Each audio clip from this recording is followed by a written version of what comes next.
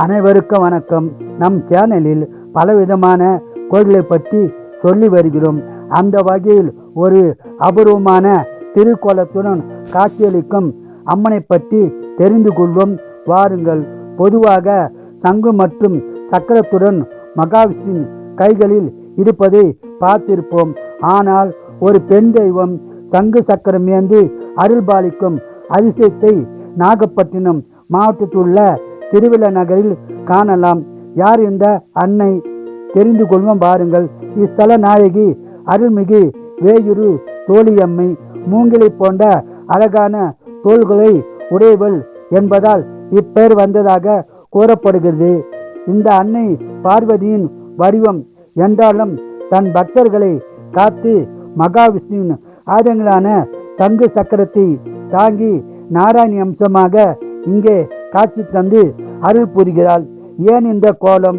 தீய சக்தியிடமிருந்து பக்தர்களை காக்கவும் அவர்களுக்கு வரும் தடையை தகர்க்கவும் அன்னை எப்போதும் விழிப்புடன் தயார் நிலையில் இருப்பதையே இக்கோலம் நமக்கு உணர்த்துகிறது.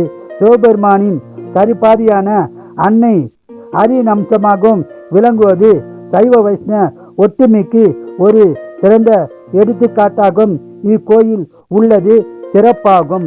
ஆலயத்தில் மற்ற சிறப்புகளை தெரிந்து கொள்வோம்.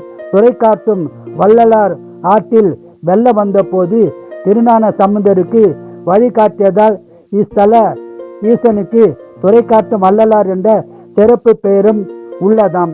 மேலும் திருமணம், குழந்தை பாக்கியம் வேண்டி வேல்செடியில் தாலி சரடு அல்லது தொட்டில் கட்டி வேண்டிக் கொண்டால் விரைவில் திருமணம் மற்றும் புத்திர பாக்கியம் கிடைக்கும் என்பது ஐதீகமாகும்.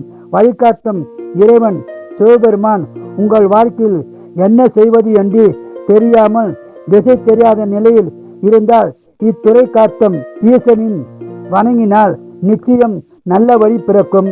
உங்கள் வாழ்க்கையில் ஒரு முறை கோவில் சென்று அம்பாளையும் ஈசனையும் தரிசனம் செய்து பலம் பெறுவோம், வளம் பெறுவோம். கோவில் அமைவிடம் அருள்மிகு உத்திரவனேஸ்வரர் திருக்கோயில், திருவிழா நகர், ஆறுபாதி, மயிலாடுதுறை, செம்மன்னார் கோயில் வழி, நாகப்பட்டினம் மாவட்டம். வாழ்க வளமுடன், நீங்கள் நலமுடன். நன்றி, வணக்கம்.